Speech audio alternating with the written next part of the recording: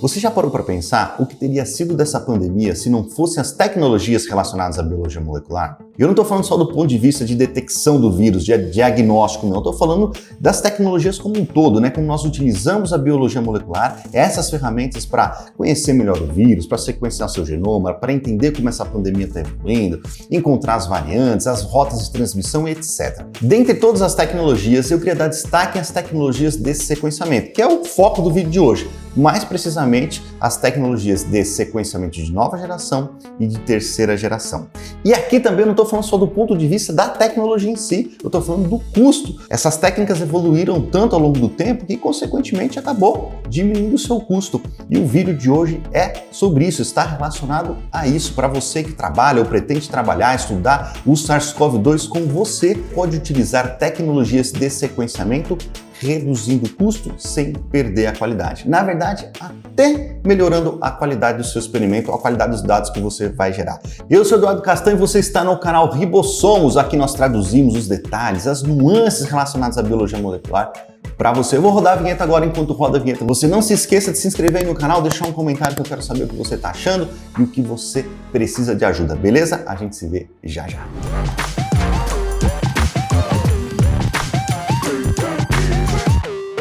Então vamos lá, vamos começar. A aula de hoje aqui no canal Ribossomos é sobre NGS para análise de SARS-CoV-2. Como reduzir o custo do sequenciamento sem perder a qualidade. Como eu falei lá atrás, na verdade até melhorando a qualidade do seu sequenciamento. É sobre isso que a gente vai falar e a aula está dividida em 4 partes principais. As 2 primeiras partes é aqui, estratégia para a construção de biblioteca e sequenciamento direcionado, é um contexto que eu vou passar para você antes de ir direto ao ponto, para que você possa entender do que nós estamos falando e entender, compreender exatamente como você pode reduzir custos do seu sequenciamento, beleza? Depois a gente vai para o sequenciamento do SARS-CoV-2 propriamente dito. 2 estratégias, análises mais amplas, um sequenciamento mais amplo, mais abrangente e as técnicas de direcionamento e enriquecimento do sequenciamento. Então vamos começar com esse contexto aqui falando de sequenciamento, só para a gente entrar no clima. Sequenciamento, técnica de Sanger desenvolvida lá atrás, na década de 70, fantástica, muito utilizada, boa parte do genoma humano foi sequenciado utilizando essa tecnologia para diversas aplicações. Até hoje ela é considerada o padrão ouro, é a tecnologia que deve ser utilizada para diversas aplicações, porém, obviamente, é uma tecnologia antiga, tem suas limitações. Entre elas, a gente pode citar aí, muito provavelmente, a quantidade de dados que ela é capaz de gerar em uma única corrida. Pega os equipamentos aí de capacidade de gerar a maior quantidade de dados por corrida. Vai sequenciar em 96, vai fazer 96 corridas ou 48 amostras, né? Sequenciando por volta de mais ou menos 800 pares de bases por corrida. Essa quantidade de dados, ela não necessariamente é ruim, ela é baixa, mas se você pegar do ponto de vista de genoma, principalmente genomas de organismos complexos, como o genoma humano, por exemplo, sequenciar essa quantidade de dados por corrida é muito pequeno, o genoma é muito grande, tem muita informação ali dentro e, eventualmente, nós, como pesquisadores, temos a necessidade de sequenciar muita coisa de uma vez, gerar muitos dados de uma vez para obter uma informação mais precisa ou obter uma informação mais abrangente, mais ampla. E aí o sequenciamento Sanger tem a sua limitação. Se a gente fizesse uma analogia, né? Genoma com quebra-cabeça, genoma humano, vamos falar de genoma humano aqui hoje. Genoma humano, um quebra-cabeça gigantesco. Se você quisesse utilizar uma ferramenta para analisar esse quebra-cabeça, sendo essa ferramenta de sequenciamento Sanger, seria mais ou menos como pegar uma pecinha do quebra-cabeça, separar ali do quebra-cabeça e fazer uma análise individual. Uma análise por vez, uma pecinha por vez, ou seja, é um negócio muito trabalhoso. A quantidade de dados que a gente gera ali não é suficiente para fazer uma análise muito ampla. Mas as tecnologias de sequenciamento evoluíram, vêm evoluindo até hoje, e desenvolveram aí já faz um certo tempo as tecnologias de sequenciamento de nova geração, sequenciamento de terceira geração, e a gente pode ir seguindo essa analogia, fazer mais ou menos um paralelo assim. Imagine esse quebra-cabeça, para você analisá-lo como um todo, uma boa parte dele, desmontar ele inteirinho, todas as peças, desmontar todas as peças e analisar todas as peças ao mesmo tempo, só que ele desmontado. Aí do outro lado, análise dos dados, remontar pecinha por pecinha, encaixar pecinha por pecinha para depois fazer a análise mais detalhada, mais adequada para a sua pergunta experimental aí, por exemplo. Então, o sequenciamento de nova geração e agora o sequenciamento de terceira geração também tem essa capacidade, né, de pegar uma grande quantidade de dados, genomas completos, por exemplo, fazer uma análise completa desse genoma, dessa grande quantidade de informação. Ou seja, de uns anos para cá, nós saímos da nossa limitação de analisar somente genes ou porções genéticas genômicas individuais, e nós temos hoje, com as tecnologias disponíveis, a capacidade de analisar genomas completos, transcriptomas, metagenoma. Então hoje nós temos a capacidade de fazer análises muito mais amplas utilizando essas tecnologias. E como que isso é possível, né? Como é que a gente saiu de uma tecnologia lá que era o sequenciamento de sangue, passamos para essas novas tecnologias e como que elas nos permitiram gerar tantos dados assim? Então vamos lá, a gente pode pegar um fluxo de trabalho aqui genérico, dividir em 4 partes. A primeira delas é a construção da biblioteca, que é preparar aquele DNA, aquele cDNA, aquele alvo que será sequenciado, de tal maneira que ele seja compatível com a técnica de sequenciamento. Isso varia de tecnologia para tecnologia. Mas, de modo geral, aqui na construção de biblioteca, um fragmento... É nesse momento que nós vamos pegar o quebra-cabeça, desmontar e preparar cada peça para ela ser analisada. Depois entra num fluxo de trabalho que é muito particular de cada tecnologia. Pode ter amplificação dos alvos, que é o que se faz na tecnologia Illumina, faz na tecnologia Ion Torrent, por exemplo. Aí tem a técnica de sequenciamento em si, que varia também de tecnologia Illumina, Ion Torrent, Nanopore, PacBio, vai variar aqui as tecnologias de sequenciamento e a análise dos dados também vai variar.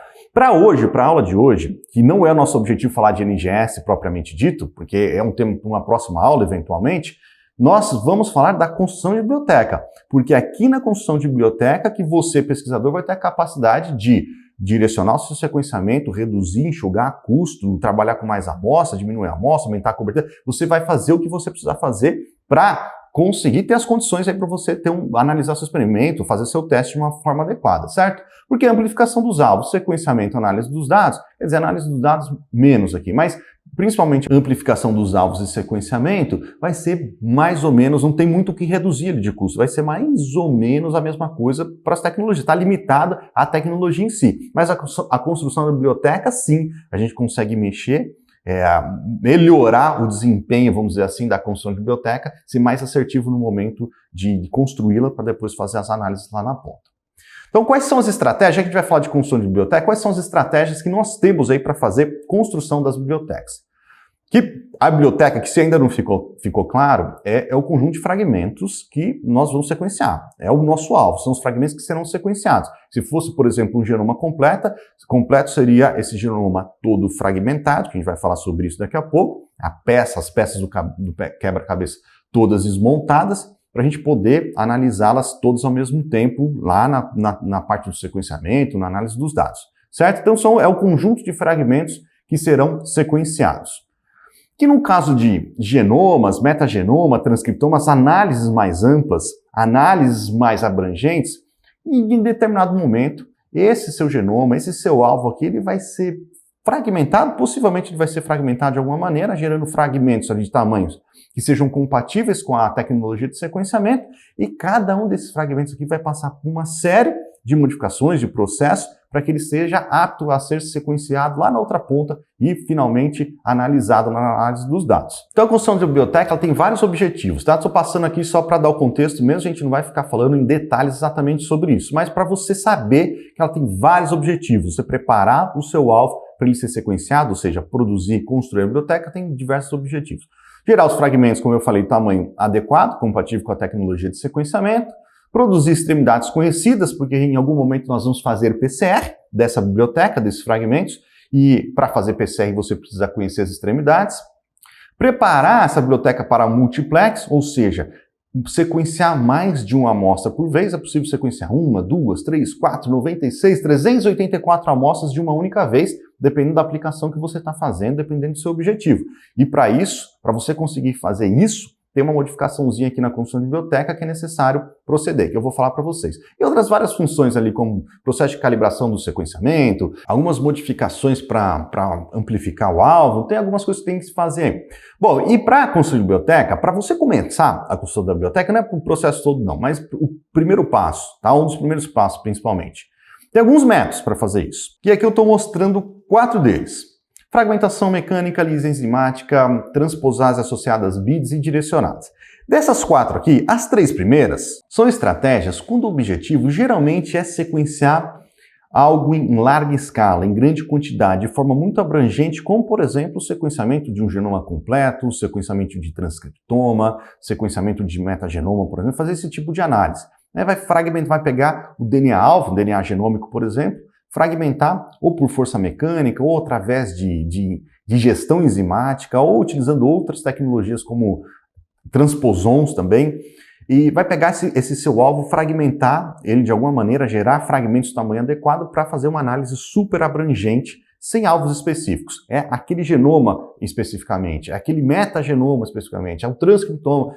Não tem um alvo, não tem um gene, não tem algumas porções específicas ali que você quer analisar. É uma análise muito mais abrangente e, como nós estamos falando de sequenciamento de nova geração, que tem a capacidade de gerar muitos dados, dá para fazer esse tipo de análise. E aí a construção de biblioteca, geralmente quando se faz esse procedimento, esse tipo de procedimento, é uma construção mais elaborada, ela é mais trabalhosa, ela demora mais tempo, tem alguns pontos ali de maior cuidado que todo mundo tem que ter. Eu estou dando aqui alguns exemplos, dependendo da estratégia que vai ser utilizada, tá? Como o nosso objetivo não é falar dessas análises mais abrangentes hoje, eu só estou deixando aqui algumas informações para vocês verem, né? É um fluxo de trabalho aí que pode levar de algumas horas, talvez aí um dia para um dia e meio, 2 dias, dependendo da estratégia. Até mais, dependendo da estratégia, tá? Então é um fluxo de trabalho elaborado. Vai mais ou menos sair de 1 dia a 2 dias de trabalho. No entanto, se você parar para pensar, muito provavelmente a maioria dos pesquisadores, eu imagino que a maioria das situações, o objetivo não é fazer uma análise de larga escala dessa maneira. Então, provavelmente você e os outros pesquisadores tenham genes específicos, regiões genômicas específicas para analisar, que estejam associadas, sei lá, a uma doença, associada a uma característica de interesse, ou o genoma em questão é um genoma pequeno, que não demanda tanto dado, assim, não demanda a utilização de todo o poder do sequenciamento de nova geração, que é o caso, por exemplo, quem sequencia, que analisa o SARS-CoV-2, que é um genoma pequeno, né? Se comparado com outros organismos, é um genoma viral, é um genoma pequenininho. Então não há a necessidade de dar esse tiro de 12, fazer essa análise super abrangente, utilizando essas estratégias super abrangentes de sequenciamento para analisar um genoma pequeno. Pode utilizar? Pode, mas talvez não faça sentido. Até vou falar sobre elas aqui. No entanto, nós temos maneiras de direcionar o sequenciamento, de enriquecer o sequenciamento, ou seja, você continua utilizando, usufruindo de todo o poder do sequenciamento de nova geração para gerar muito dado, só que daquilo que você quer, dos genes que você quer, das regiões genômicas que você quer, dos genomas, dos pequenos genomas que você quer, como é o caso do SARS-CoV-2. Dá para fazer isso, que é o sequenciamento direcionado.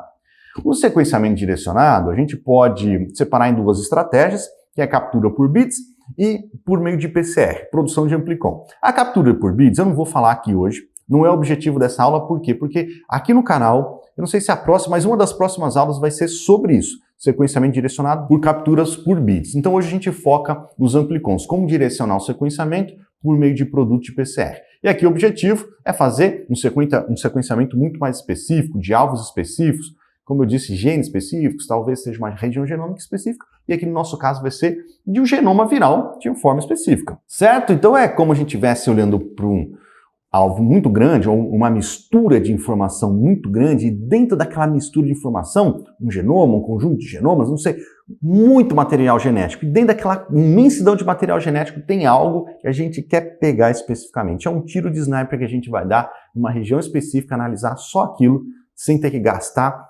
reagentes, sem ter que gastar poder de processamento, poder de sequenciamento com coisas que não nos interessam. É um tiro de sniper ali dentro. No mundo da biologia molecular, quem é o maior sniper que existe? Quem é o maior sniper que existe? Quem é o que dá a maior especificidade em análises, em técnicas, em estratégias relacionadas à biologia molecular? É o primer. Não é isso? Não é o primer que dá a especificidade da PCR? Tem as suas 2 grandes características. Fazer amplificação, fazer várias cópias de um alvo. Não é um alvo qualquer, é um alvo específico. Então, fazer cópias de um alvo específico. Quem dá a especificidade da PCR é o primer, um oligonucleotídeo de 18 a 23 nucleotídeos ali mais ou menos, que vai encontrar o seu alvo de maneira específica, permitindo que a DNA polimerase faça as incorporações ali de maneira específica. E aqui a gente começa a falar um pouco mais de sequenciamento direcionado por PCR. A PCR não tem essa capacidade, por meio de desenho de primer específicos, a regiões específicas do genoma, selecionar aquele alvo e aquele alvo vai ser amplificado. Aquele alvo vai ser copiado. Não dá para pegar, por exemplo, partir de DNA genômico humano, gigantesco, por desenho de um par de primers, selecionar só aquela região, só aquele alvo, no meio de 3 bilhões de pares de base, selecionar só aquele fragmento de 180 pares de base, por exemplo, que poderia ser o seu alvo. A PCR não tem essa capacidade. Então, por que não fazer o PCR e sequenciar o produto da PCR? Em vez de dar esse tiro de 12, analisar, sequenciar um genoma inteiro, como eu falei para vocês, por que não pegar, desenhar primers, produzir, fazer um produto de PCR, que é o Amplicon, e sequenciar somente um Amplicon que tem a ver com a nossa pergunta experimental, que tem a ver com aquilo, somente com aquilo que eu quero analisar. Por que não fazer isso? Dá para fazer isso. O PCR nos permite fazer isso. Eu posso sequenciar produto de PCR e gerar dados só daquilo que me interessa. É isso que nós vamos fazer. O sequenciamento direcionado, aqui a nossa estratégia de sequenciamento direcionado é exatamente isso.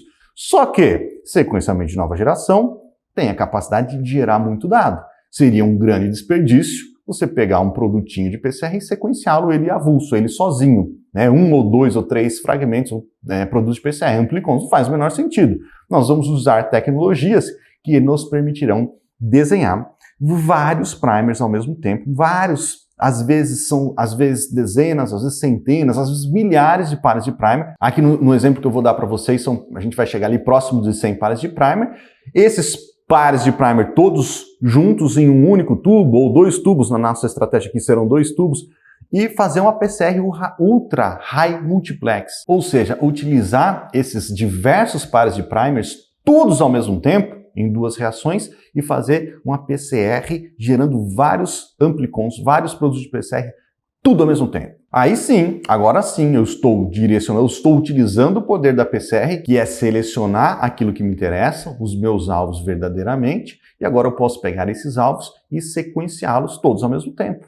Então eu estou usufruindo ainda assim do poder de sequenciamento, do sequenciamento de nova geração, da capacidade de geração de dados, e usufruindo do poder da PCR, que é selecionar só aquilo que me interessa, só os meus alvos que me interessam. Ainda existe a possibilidade, quando você tem um alvo relativamente grande para fazer PCR, como é o caso do genoma do SARS-CoV, né? Ele não é gigante como um genoma humano, mas ele não é pequenininho a ponto de você amplificá-lo com uma única PCR. Você precisa de várias PCRs cobrindo, com primers que cubram todo o seu genoma para que ele possa ser sequenciado como um todo lá na frente. Ainda não estou falando do SARS-CoV especificamente, a gente vai falar do SARS-CoV. Aqui eu estou dando o contexto de NGS, de sequenciamento direcionado, mas eu estou mencionando aqui o SARS-CoV de vez em quando porque a gente vai falar sobre ele. Então imagine que você tem um alvo aqui, esse é o alvo que você quer sequenciar, vai desenhar primers que cubram toda a extensão desse alvo. Cada produto desse aqui, cada Amplicon desse vai ser gerado e cada Amplicon vai ser sequenciado individualmente. Aí existe a possibilidade, aqui são os produtos da PCR que serão sequenciados lá na frente. Quando a gente fala de SARS-CoV, agora propriamente dito, a gente pode, guardar essas informações que eu falei para vocês até agora em relação ao sequenciamento, NGS, direcionamento, etc. Quando a gente fala do SARS-CoV, nós temos, primeiro, vários benefícios por se sequenciar esse genoma, esse vírus, e além disso, poder usar essas estratégias que eu comecei a mencionar para vocês, tanto de genoma completo como de sequenciamento direcionado. Falando do SARS-CoV especificamente agora, por que sequenciar esse vírus? Hoje é quase que óbvio, tem vários benefícios sequenciar esse vírus, entender esse vírus de uma maneira muito abrangente, muito específica, que é, primeiro, identificar a sua origem, saber de onde que ele veio, quando tem uma variante, de onde ela surgiu, como está o desenvolvimento desse vírus, rastrear justamente as mutações, como ele vem evoluindo, as novas variantes que estão aparecendo aí, identificar as rotas de transmissão, também isso aqui pode ser importante para entender a dinâmica da pandemia, entender o que deve ser feito para evitar, que o vírus se espalhe, alguma coisa do tipo, identificar suas rotas de transmissão também, projetar e avaliar testes de diagnóstico, fundamental você saber a sequência do vírus para fazer isso, as técnicas de PCR, por exemplo, que utilizam a PCR em tempo real, utilizadas no diagnóstico, detecção do SARS-CoV, baseada na sua sequência, Se não tivesse informação da sua sequência, não teriam sido desenvolvidas. Isso sem falar que na produção da vacina também, e fazer a vigilância populacional também, saber como é que está evoluindo a pandemia, se ela está diminuindo, aumentando, e assim por diante. Bom, no caso do SARS-CoV especificamente, a gente pode utilizar aquelas estratégias todas que eu falei para vocês de construção de biblioteca, aquelas 3 primeiras que eu usei como exemplo que são mais amplas, sequenciamento de genoma completo, e as direcionadas também, tanto por captura, por bits, como por Amplicon. Quando a gente fala aqui da primeira estratégia, mais ampla, mais genérica, mais abrangente, sequenciamento completo, ela tem aí o seu valor, benefício principal, por exemplo. Dá para uma análise como essa, fazendo essas análises bem amplas, mesmo sem direcionar o sequenciamento, Dá para fazer, por exemplo, uma análise de todos os patógenos, ou boa parte dos patógenos que estão eventualmente coparasitando, infectando um indivíduo, uma pessoa. Ou pode-se também estudar a interação do genoma humano com o genoma viral. Será que existe alguma relação com alguns perfis de genoma, algumas variantes do vírus relacionados a, sei lá, SNPs ou outras variantes associadas ao humano? Será que existe uma ligação? Então essas análises mais abrangentes, elas são excelentes para esse tipo de aplicação. Só que tem algumas considerações que todo pesquisador deve fazer. Primeiro, tempo de fluxo, tempo total de fluxo de trabalho. Eu falei para vocês ali que dependendo da estratégia pode levar 2 dias, talvez até mais um pouco, para você na bancada mexendo, trabalhando manualmente ali. Então é um tempo grande. Então, tempo de mão de obra, tempo de bancada. A presença do material genético humano também ele pode interferir. Se o objetivo é avaliar mais o vírus ou mais os patógenos, o fato de você ter material genético humano contaminando, o vírus não vai estar sozinho, né? Ele vai estar ou num cultivo celular ali, de células humanas, ou num paciente. Muito provavelmente. Então, tenha sempre a presença do material genético humano em grande quantidade ali, que pode interferir no sequenciamento, pode derrubar a taxa de cobertura do sequenciamento e, eventualmente, até a qualidade do sequenciamento. E, obviamente, por isso mesmo, por todas essas considerações, né, por ser algo muito abrangente, as análises lá na outra ponta, na bioinformática, elas são mais complexas. Isso aqui, como um todo, tem um custo. Então, tem um custo associado a toda essa complexidade, a essa abrangência, né? E isso deve ser colocado na ponta do lápis, deve ser levado em consideração. Agora, também também dá para utilizar essas tecnologias ou essas estratégias de direcionamento do sequenciamento, de enriquecimento do sequenciamento. E aí, nós temos vários benefícios aqui. Benefício, imagine você mesmo uma amostra viral, um DNA viral, um genoma viral, extraído ali do suave nasal, por exemplo, ou de um cultivo de células humanas, você conseguir, no meio daquela cacetada de informação, daquela quantidade enorme de genoma que tem ali dentro, humano, sei lá, de outros parasitas, de outros patógenos que estão parasitando ali a célula, você conseguir pescar, selecionar somente o genoma do vírus, somente o genoma do SARS-CoV e analisar, sequenciá-lo ele individualmente. Então são benefícios, como por exemplo, sequenciar o genoma completo do SARS-CoV, só que só do SARS-CoV, só do vírus, né? Você tem ali misturado com humano, com outros parasitas, etc. Mas é só o vírus, só o genoma do vírus que vai ser sequenciado. É um direcionamento para o sequenciamento completo do vírus, que ele é pequeno, né? Não é grande. O sequenciamento de genes específicos, alguns genes que estão, sei lá, com maior taxa de mutação, qualquer informação, qualquer coisa que seja, você consegue selecionar aqueles alvos especificamente e analisar. Consequentemente, dá menor tempo total de fluxo de trabalho, menos mão de obra, menos tempo na bancada. As análises lá na outra ponta são mais simplificadas, já que você está analisando um genoma muito mais simples, né? Um único genoma de um único organismo. Consequentemente, tudo isso traz benefício em custo, redução de custo. Então aqui já está o nosso tema principal da aula de hoje, como você pode reduzir custos sem perder a qualidade utilizando o sequenciamento de nova geração, por meio das técnicas, as estratégias de sequenciamento direcionado. Hoje, mais especificamente, direcionamento por Amplicon, por produto de PCR. Tá? E agora a gente vamos entender como que funcionam essas tecnologias de direcionamento, essas estratégias de direcionamento de sequenciamento por Amplicon, e você poder escolher aí uma que faz sentido para você, que talvez seja interessante para o seu projeto futuro, ou algo que você nem estava considerando em fazer e vai poder considerar fazer agora, porque vai entender que existe custo mais adequado, menor e análises mais simplificadas também. Mas uma consideração, obviamente, nós estamos falando aqui de direcionamento, sequenciar coisas específicas. Então, a análise vai ser bem menos abrangente e, obviamente, menos informativa, né? Menos informativa no sentido assim, se você quiser saber algo sobre genoma humano também, relação ao genoma humano ou outros patógenos, não vai ter essa informação, beleza? Vai ter informação só daquilo que você quer sequenciar de fato. Então vamos entender como é que funciona essa estratégia de sequenciamento por Amplicon, sequenciamento direcionado, enriquecido por Amplicon aí para o SARS-CoV.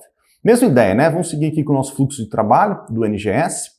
Construção de biblioteca, amplificação dos alvos, sequenciamento e análise dos dados. De novo, para a gente hoje não faz sentido ficar na parte genérica do sequenciamento, que é a amplificação dos alvos e o sequenciamento em si. Nos interessa mais dar enfoque na construção de biblioteca, que obviamente tem impacto lá na análise dos dados. Se você seleciona, você direciona o que você vai sequenciar, isso vai interferir no tipo de análise. Eu não falei que é até mais simplificado? Então a gente vai levar esses dois pontos em consideração hoje. Vamos focar muito mais aqui na construção da biblioteca, que é onde está o custo. O objetivo daqui é redução de custo. Então vamos falar mais na construção de biblioteca. Vamos entender aqui, ó, o fluxo de trabalho. Você, pesquisador, quer trabalhar com SARS-CoV-2, esse é o seu objetivo, sequenciar o genoma do SARS-CoV-2 ou porções do genoma do SARS-CoV-2 e vai fazer isso por sequenciamento direcionado. Qual que é o fluxo de trabalho? Obviamente, tem que começar com a amostra, vai coletar uma amostra lá de RNA, onde tem o material genético do vírus presente.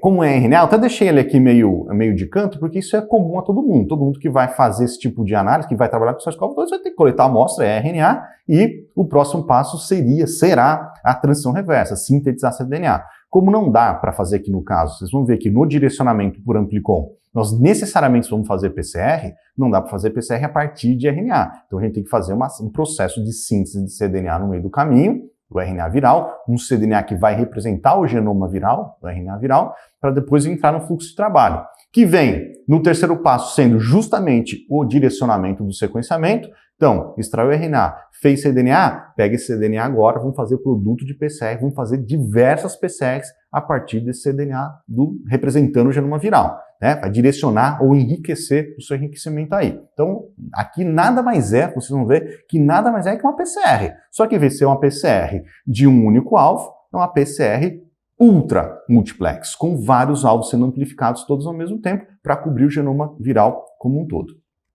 Depois a gente vai para a fragmentação, aqui a gente vai falar com calma daqui a pouco, fragmentação e preparação dessa biblioteca, vai ligar adaptador e vai fazer a última PCR aí, e mais um passo aqui. Esses passos que eu estou colocando em amarelinho, alaranjado aqui, amarelinho, que tem essa mãozinha de limpeza, isso significa que entre este passo e esse passo, por exemplo, existe um processo de purificação ali da amostra, que eu não quero entrar em detalhes aqui hoje, senão vai ficar muito longo. Mas, resumindo, é o seguinte, ó, toda vez que você vê isso aqui, esses ícones aqui, significa que de um passo para o outro foi necessário fazer uma rodada de purificação. O que você está fazendo aqui, por exemplo? Nós temos aqui uma PCR aconteceu na geração dos amplicons. Para você vir e fazer as outras reações enzimáticas, como fragmentação, preparação da biblioteca, tem que fazer uma purificação, tem que pegar aquele produto de PCR que você acabou de gerar e tirar o que não interessa dali. Primer que não foi utilizado, nucleotídeo que não foi utilizado, mesmo o tampão da PCR que já está cheio de pirofosfato ali com inibidor, enzima, magnésio, enfim, tem que dar uma limpada nesse negócio. E esse processo de purificação é feito com bid magnética, que se você sabe como funciona a bid magnética, é um processo de purificação muito simples, né? É muito parecido com o que se faz lá na extração e purificação de DNA ou RNA por bid magnética. O raciocínio é o mesmo, só que aqui, em vez de estar fazendo a extração e a purificação, é só a parte da purificação, beleza? Mas não quero entrar em detalhes, porque essas purificações elas podem acontecer algumas vezes. Elas vão acontecer algumas vezes aí ao longo do fluxo de trabalho, e para não ficar repetindo toda vez que isso for acontecer, eu só simplifiquei aqui o passo de purificação com esse simbolinho. Fechou? Então vamos lá. Uma observação aqui. Esses dois passos aqui do fluxo de trabalho, eu coloquei ele de outra cor, estava azulzinho, eu deixei aquele de outra cor, pelo seguinte, dependendo da tecnologia de sequenciamento que vai ser utilizada, pode ser que esses dois passos não sejam necessários. Por exemplo, no caso do sequenciamento Illumina, que possivelmente é o que você vai utilizar, eu estou falando isso porque é o sequenciador de nova geração em maior quantidade aqui no Brasil, então possivelmente tem grande chance de você estar utilizando ele, né, no futuro utilizar ele. No sequenciamento Illumina, você necessariamente tem que passar por todos esses passos, você vai entender por quê. Mas quem tem a possibilidade de trabalhar com nanopore, aí talvez não tenha, talvez não vai ter que fazer essa parte de fragmentação aqui, nem essa última PCR, que vocês vão entender como é que funciona, beleza? Então, só para você ficar claro que dependendo do fluxo de trabalho do seu equipamento, esse fluxo de trabalho pode mudar um pouquinho de um para o outro. Então, vamos lá. Extraiu, purificou RNA, fez síntese de cDNA, aqui tem que utilizar primer randômico. Vamos falar agora dessa geração dos amplicons, como que essa PCR multiplex esquisitona aí vai acontecer. Então a gente já entendeu que nós temos ali o nosso alvo, que é o genoma do SARS-CoV-2, que muito possivelmente está misturado com outros patógenos, mas com certeza misturado com o genoma humano, né, que é o hospedeiro do SARS-CoV-2, vai ter um monte de DNA ali que não nos interessa, que é o genoma humano, e ali no meio, pequenininho, tem o genoma do SARS-CoV, que é o que nos interessa. Tá aqui o genoma do SARS-CoV, que é o que a gente quer analisar. Essa tecnologia que eu vou mostrar para vocês, esse tipo de estratégia, na verdade, como eu disse, tem a capacidade de desenhar primers ao longo de todo o genoma do SARS-CoV, cobrindo quase ou totalmente o genoma ou parcialmente esse genoma. Vocês vão ver que existem possibilidades aqui. Vai cobrir todo esse genoma aqui, os primers, um primer de desenho específico, né? Sequência específica que se anela nessa porção do genoma, outro primer de sequência específica se anela nessa porção do genoma, aqui é a mesma coisa, tudo específico, são várias PCRs que vão acontecer ao mesmo tempo. Eu sei que é um negócio maluco, porque às vezes desenhar um par de primer é um negócio difícil. Se você já fez um duplex, um triplex, né, 2 ou 3 PCRs ao mesmo tempo num único tubo, é difícil, né, você conseguir desenhar aqueles primers de tal maneira que eles não interajam entre eles. Vocês vão ver que aqui a gente vai fazer isso. É uma PCR multiplex com vários alvos, todos acontecendo ao mesmo tempo em um único tubo, ou em 2 tubos. Aqui no caso são 2 tubos, tá? Nessa que eu vou mostrar aqui, que vou dar em detalhes hoje para vocês, são 2 tubos. Então tá ali, você fez várias PCRs, gerou vários amplicons, são esses amplicons agora, que aqui eliminamos o que é DNA genômico ou outros patógenos contaminando a amostra e só geramos amplicon de SARS-CoV-2, que é o que nos interessa. É isso aqui que a gente vai sequenciar. É esse troço aqui que a gente vai sequenciar, direcionando, portanto, o sequenciamento, usufruindo de todo o poder de geração de dados de sequenciamento de nova geração, sem sequenciar outras coisas que nos interessam. Vocês vão ver também que a estratégia que eu vou mostrar aqui para vocês, isso aqui já é informativo, já deu para entender, mas existe um negócio que é uma boa prática, que é uma boa ideia de se fazer, é o que a gente vai fazer aqui daqui a pouco, fazer uma sobreposição, desenhar primers de tal maneira que eles se sobreponham. Existem regiões que são sequenciadas mais de uma vez mesmo. Então, por exemplo, esse par de primer está amplificando essa região do genoma aqui. Esse outro par de primer tem uma porçãozinha desse amplicon aqui que ela já foi sequenciada aqui por esse primeiro par de primer, né? Por esse primeiro amplicon. E que vai ser sequenciado por esse outro amplicon aqui do lado. Ou seja, tem uma sobreposição aqui. Isso aqui é interessante para quê? Para evitar que gaps ali no sequenciamento do genoma aconteça. Se o objetivo for sequenciar o genoma inteiro, você não quer que falte um pedaço, né?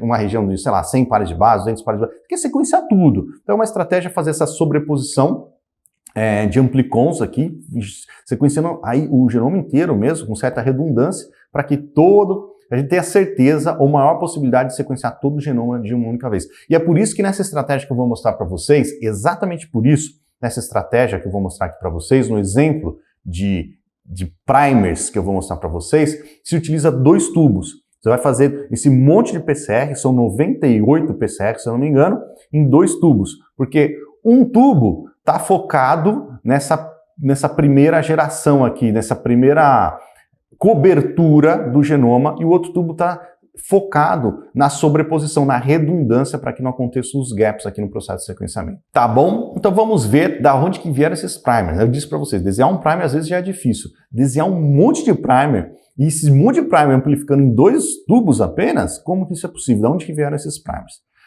Quando a gente fala aqui de um conjunto de primers focado em direcionar um sequenciamento, em selecionar uma região-alvo para ser sequenciada, esse conjunto de primer é chamado de painel. O que eu vou mostrar para vocês agora é um painel capaz de selecionar e sequenciar o genoma especificamente do SARS-CoV-2. Olha esse painel aqui. Esse painel é chamado ARTIC. ARTIC é um consórcio que foi organizado por esse professor, Nick Loma, lá na Universidade do Reino Unido. Esse consórcio ele é liderado por um outro professor, um outro pesquisador chamado Josh Quick, que desenvolveu um protocolo completo de sequenciamento do genoma do SARS-CoV-2, lá desde a extração até da análise dos dados, incluindo esse desenho de primer. Ou seja, o desenho de primer, esse monte de primer que está constituindo o painel, capaz de fazer isso que eu vou mostrar para vocês, ele já está desenhado. Ele foi desenhado por um cara aqui, por um grupo, por vários pesquisadores. E sabe o que é interessante desse protocolo, desse painel que eles desenharam? Aqui algumas informações, já vou falar que é interessante. Primeiro, são 98 amplicons, ou seja, são 98 pares de primers que vão gerar, na média, amplicons de 400 pares de base, mais ou menos. Na média, mais ou menos, porque vai ter amplicon menor, amplicon um pouco maior. Mas aí, por volta de 400 pares de base, esses 98 amplicons.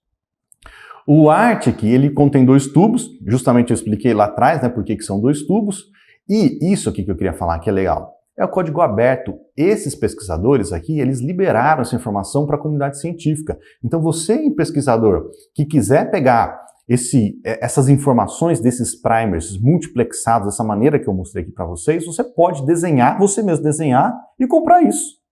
Sem ter o custo de ter que desenhar você mesmo, de colocar sua equipe para trabalhar, fazer um negócio super complexo que é desenhar essa quantidade imensa de primer para selecionar um alvo, né, para sequenciar um genoma específico. Então ele deixou esse código aberto, você mesmo pode desenhar esses primers. Se você quiser, que é algo mais provável, não é mais provável, mas é muito mais conveniente, você pode comprar esses primers também. Esse painel está disponível para venda, para compra aqui no Brasil, e quem comercializa esses primers aqui no Brasil é a IDT, beleza? O que mais? Os amplicons, essa estratégia, né, o ARTIC, esses amplicons, isso que eu vou mostrar aqui para vocês, tá? É compatível tanto com Illumina como Nanopore. Na verdade, o ARTIC ele foi desenvolvido, o protocolo foi desenvolvido para a tecnologia Nanopore. Mas a IDT mesmo, que comercializa isso aqui no Brasil, ela desenvolveu um protocolo modificado para Illumina que funciona muito bem. É um fluxo de trabalho que varia um pouco, justamente aqueles pontos lá que eu mostrei de cores diferentes lá no fluxo de trabalho, que a gente vai ver aqui de novo. E a gente pode seguir com detalhando esse fluxo, continuar detalhando esse fluxo de trabalho agora, né? Eu vou mostrar para vocês aqui, né, seguindo aqui o nosso fluxo de trabalho, eu vou mostrar a estratégia da Illumina. Por que da Illumina? Primeiro, porque tem uma chance de você utilizar a Illumina, e segundo, porque eles têm esses dois passos a mais aqui. E então a gente deixa mais enriquecida essa informação que eu vou mostrar para vocês, tá? Porque isso aqui é necessário fazer para a Illumina, não é necessário para fazer no Nanopore. E agora, seguindo aqui no nosso fluxo de trabalho, nós vamos precisar de um kit de construção de biblioteca. Uma coisa é você extrair RNA, fazer cDNA e depois fazer essa PCR multiplex com esse painel. Agora, nós vamos entrar no fluxo de trabalho propriamente dito do sequenciamento de nova geração, da construção da biblioteca. Porque até esse momento a gente fez extração de RNA, cDNA e PCR. Agora a gente vai entrar no fluxo de trabalho da construção da biblioteca em si, voltado para o sequenciamento de nova geração. Então, para isso, a gente vai precisar de um kit de construção de biblioteca. Eu vou utilizar aqui nessa aula, como exemplo, o kit Lotus da IDT também, tá bom? E aí, como eu falei, usando a Illumina como exemplo. Mas você vai ver, para quem trabalha com Nanopore, é até semelhante, né? Que ele tem alguns passos que não precisa aqui, mas a ideia é o racional é o mesmo, não vai mudar, tá bom? Então vamos lá. De novo, fizemos extração e purificação de RNA, síntese de cDNA, PCR utilizando aquele painel de 98 amplicons divididos em 2 tubos, 98 pares de primers divididos em 2 tubos, uma rodada de purificação. Agora a gente vai começar a preparar a biblioteca, que é a fragmentação e a preparação dessa biblioteca. Eu coloquei um símbolo aqui de pureza, de purificação, que vocês vão entender por que ele está aqui. Já vou te mostrar. Então, o primeiro passo, lá no caso da Illumina, é fazer a fragmentação enzimática, utilizando aquele kit Lotus lá que eu estou falando como exemplo, né? O primeiro passo é uma fragmentação enzimática. Por que uma fragmentação enzimática aqui? Porque vocês viram que os amplicons gerados ali, eles têm por volta de 400 pares de base. Sequenciamento Illumina, para essa estratégia que a gente vai utilizar aqui, ele tem que ter ali por volta de 200, 150, 200 pares de base para funcionar bem. Então é necessário fazer uma rodada de fragmentação desse produto da PCR para que os amplicons aí fiquem mais ou menos com 200, 150, 200 pares de base, 250 pares de base mais ou menos. E aí que seja compatível com a tecnologia Illumina. Então primeiro passo, fragmentação. Só que depois que você faz a fragmentação, e aqui é por um conjunto de enzimas, os fragmentos gerados, os produtos de PCR fragmentados, eles não têm a extremidade cega, que é o que a gente precisa para seguir nessa construção de biblioteca. Eles têm as suas extremidades quebradas ou coesivas, vamos dizer assim. Mas aqui não nos interessa, a gente precisa fazer, existe um passo logo depois da fragmentação, que é chamado de end repair, que é uma enzima que vem aqui e reconstitui essas extremidades, deixando a extremidade cega, que é o que nós precisamos. Todo produto, todo fragmento de PCR lá fragmentado, ele tem que ter extremidade cega para o próximo passo, que nada mais é que a adição de uma adenina nas extremidades 3' de cada um desses fragmentos dupla fita de DNA aqui. Então não se esqueça, aqui nós estamos olhando para produto de PCR gerado lá atrás, só que ele já foi fragmentado, né? Ele está menorzinho do que ele foi gerado originalmente ali. Então nós temos aqui esses fragmentos agora adenilados, com as suas extremidades adeniladas, que tem duas funções muito importantes. A primeira delas, vocês vão ver que no próximo passo, nós vamos começar a anelar, adicionar os adaptadores às extremidades desse fragmento. Vocês vão ver, o fato de ter a adenina ali evita que esses fragmentos de amplicon, de PCR, se liguem entre eles. A gente não quer que eles se liguem novamente. Nós vamos criar uma condição aqui para que a ligação de DNA dupla fita, de extremidade dupla fita aconteça, que vai ser a adição dos adaptadores. Então a gente, usando essa estratégia, evita que esse fragmento aqui se associe a esse de novo, gerando aqui uma coisa que a gente não quer. E mesma coisa para os próprios adaptadores utilizados na reação. A gente não quer que os adaptadores se liguem entre eles. A gente quer que o adaptador se ligue à extremidade da biblioteca que vai ser sequenciada aqui, dos fragmentos que serão sequenciados.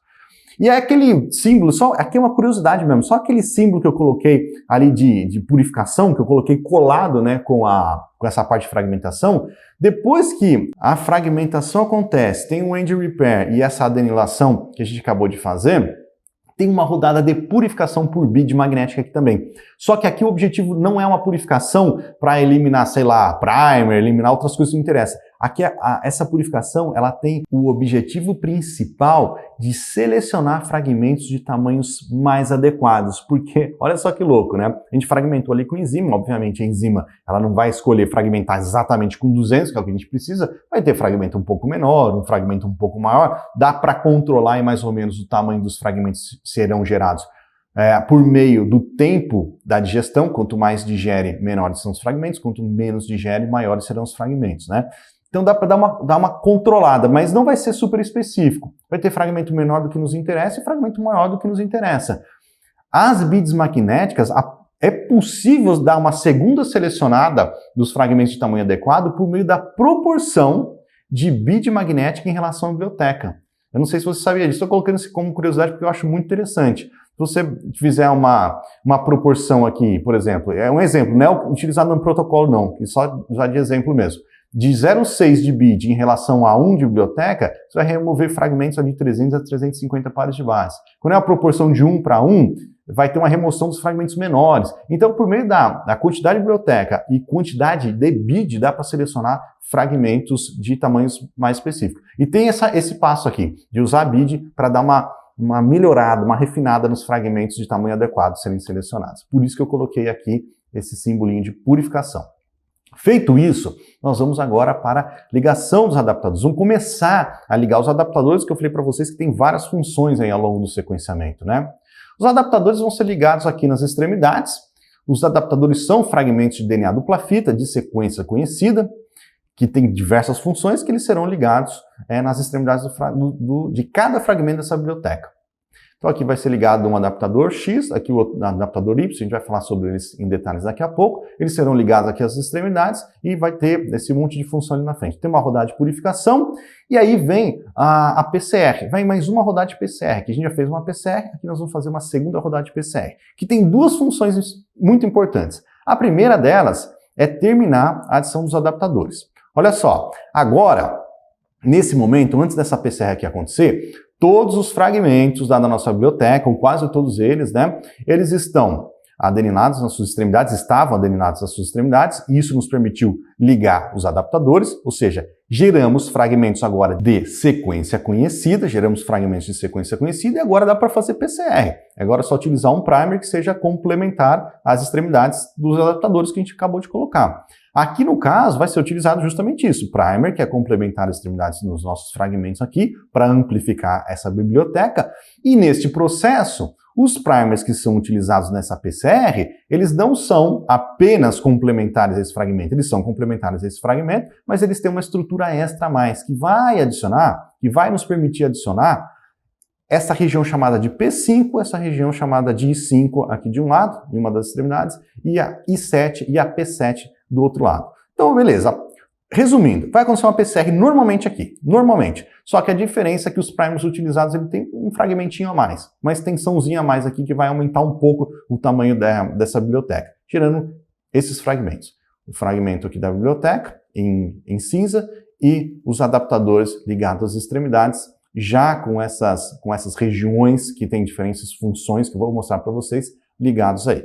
Fechou? Então, como eu falei para vocês, o primeiro objetivo era fazer a adição desse resto de adaptador aqui nas extremidades dos fragmentos.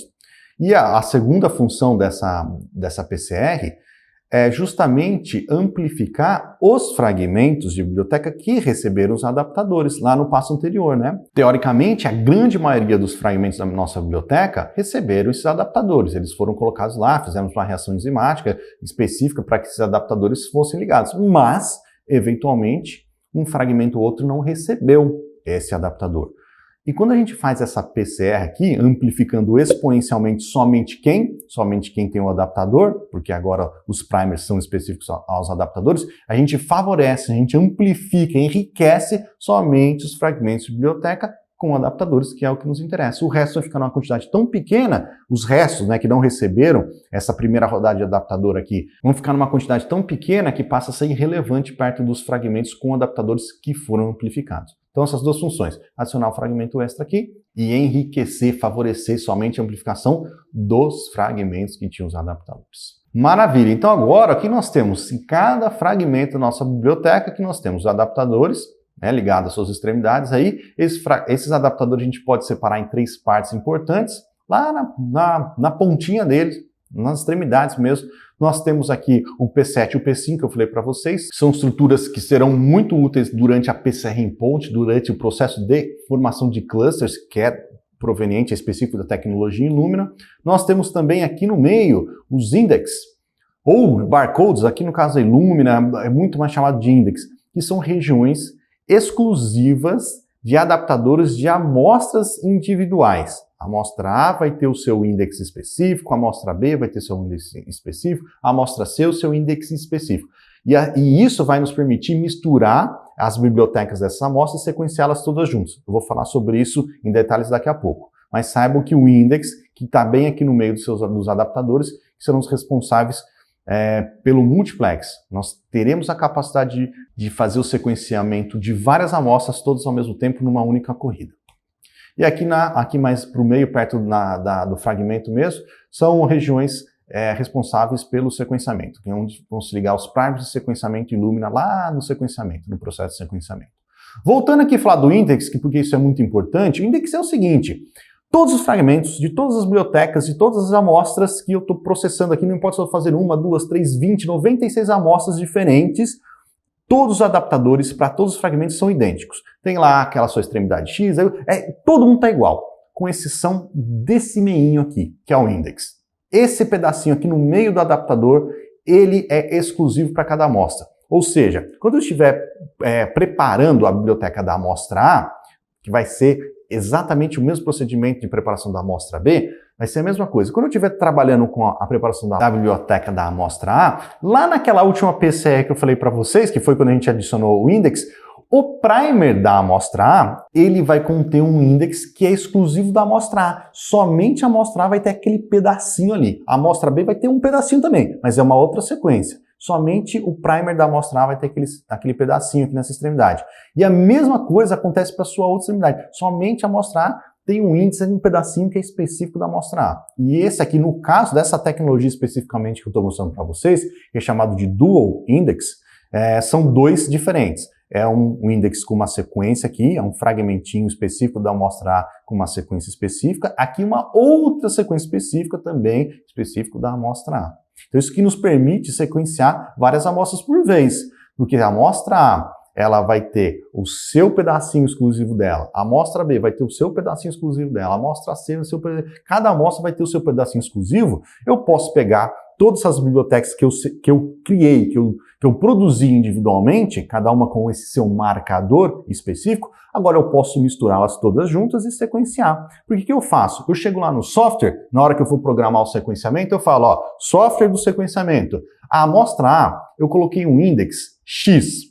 Então, a hora que você sequenciar esse index aqui, essa sequenciazinha, saiba que ela é específica na amostra A. Na amostra B, eu coloquei esse outro index aqui. Na amostra C, eu coloquei outro index. Então, você forma isso por equipamento. A hora que ele for sequenciando cada uma dessas amostras, ele fala, opa, aqui sequenciamos o index X. O index X é da amostra A. Ah, esse aqui foi o index Y. O index Y é da amostra B. Então, assim por diante. Não dá para misturar. Ele está mostrando aqui, ó, a biblioteca da amostra 1. Agora não estou chamando a amostra A e B mais. A amostra 1.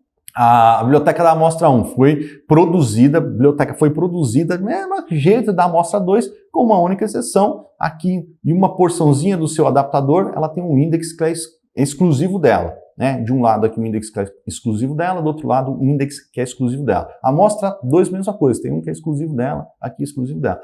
Foi sequenciado, foi produzido de maneira individual. Agora eu posso misturar essas duas aqui, que no processo de sequenciamento, a hora que sequenciar o índice, o software já sabe, a gente programou e falou, ó, amostra 1 está com o índice X, a amostra 2 está com o índice Y, assim por diante. Certo? Isso nos permite aumentar, sequenciar várias amostras ao mesmo tempo, o que é muito interessante especificamente nesse caso, porque apesar de nós estarmos sequenciando um genoma completo do SARS-CoV, ainda assim é um genoma pequeno.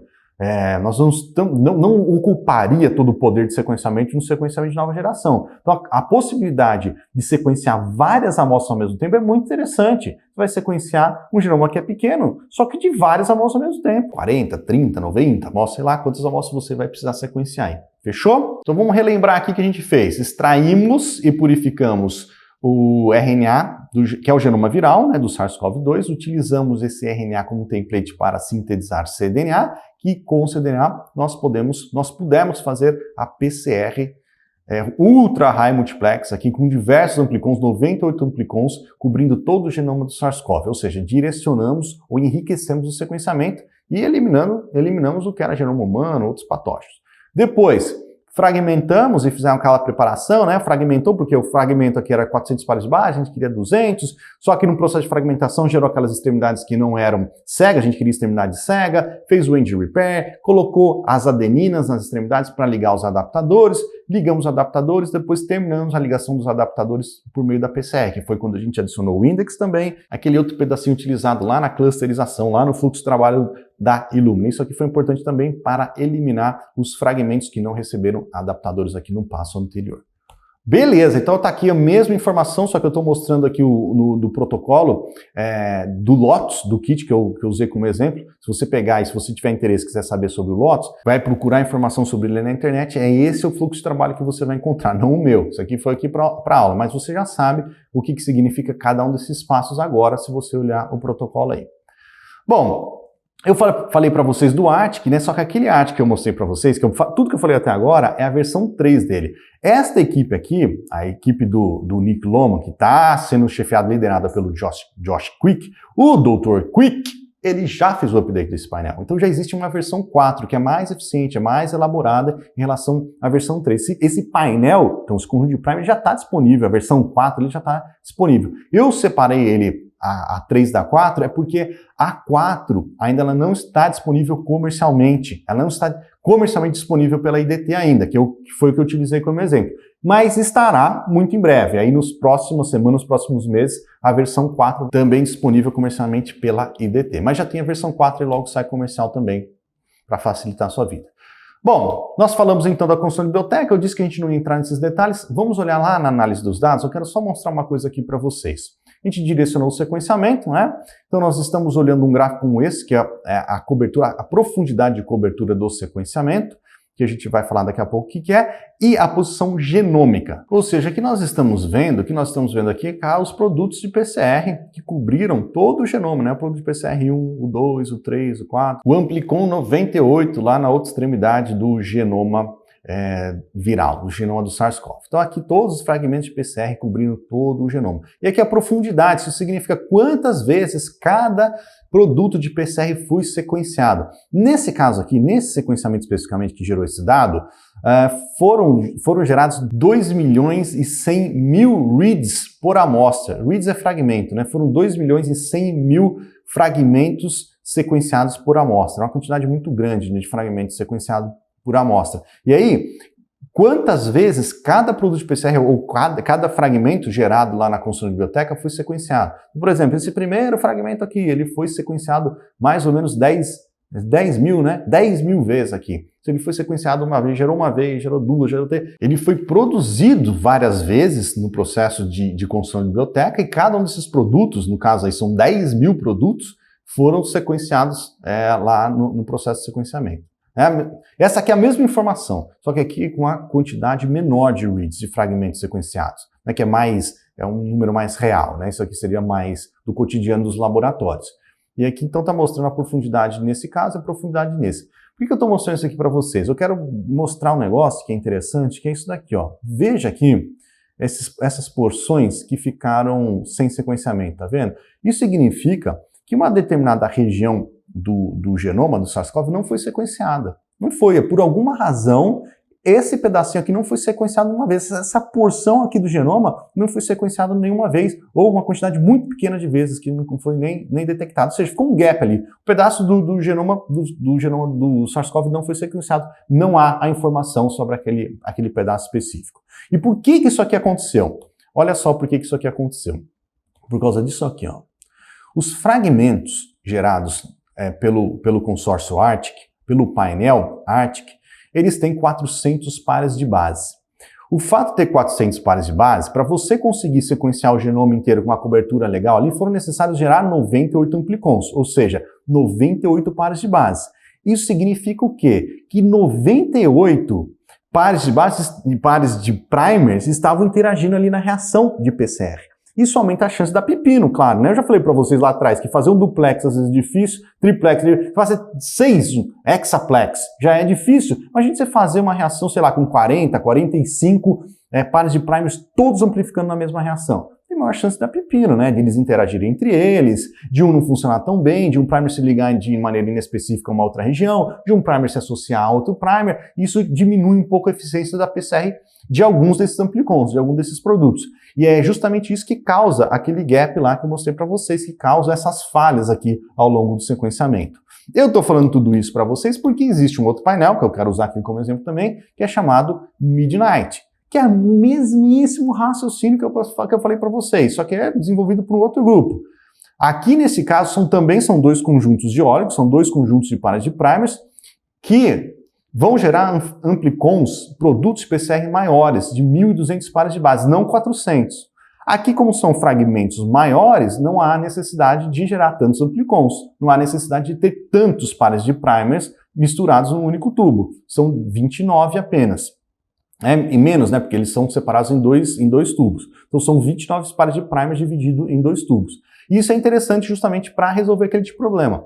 E olha aqui, a pesquisadora responsável por esse painel, pelo desenvolvimento desse painel, a Nick Fried, ela diz aqui o seguinte: nós descobrimos que os conjuntos de amplicons com 1.200 pares de base, eles funcionam melhor do que os fragmentos, os amplicons de 400 pares de base. Por quê? Porque eles não são muito pequenininhos, portanto não precisa de vários primers para produzir, para conseguir fazer esse painel, consequentemente tem menos interação entre eles, menos chance de dar erro, aumenta a qualidade do sequenciamento como um todo. Mas eles também não são tão grandes ao ponto da eficiência da PCR cair por degradação de RNA, porque o RNA lá do SARS-CoV, coletado de uma amostra, ele pode estar eventualmente ou ligeiramente degradado.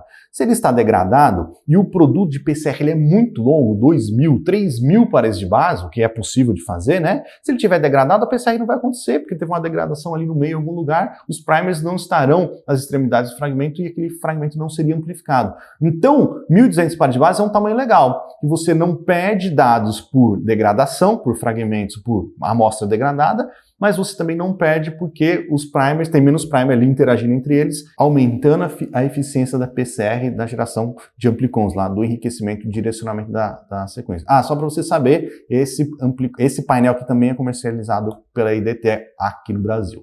O protocolo, o fluxo de trabalho é exatamente a mesma coisa, exatamente a mesma coisa que eu falei para vocês. Se for fazer na Illumina, tem que fragmentar, porque 1.200 é muito grande para o sequenciador Illumina, tem que ficar ali por volta de 200, 150, 250 pares de base. Se for nanopore, não tem a necessidade de fragmentar e nem de fazer essa PCR aqui, beleza? Então aqui é exatamente o mesmo raciocínio. E olha aqui os dados de cobertura agora, utilizando um painel com fragmentos, com amplicons maiores. Mesmo quando nós temos aqui 40.000 reads sequenciados, aqueles gaps não existem. Até coloquei aqui embaixo o do ARTIC, para vocês verem, o V3, para vocês verem, né, onde estavam aqueles gaps ao longo do genoma. Veja que aqueles gaps não existem. Tem regiões aqui de menor cobertura, mais difíceis de sequenciar, então, possivelmente mais difíceis, são regiões difíceis de fazer PCR, mas ainda assim não tem aquele gap completo, certo? Então aqui um painel com eficiência um pouco melhor.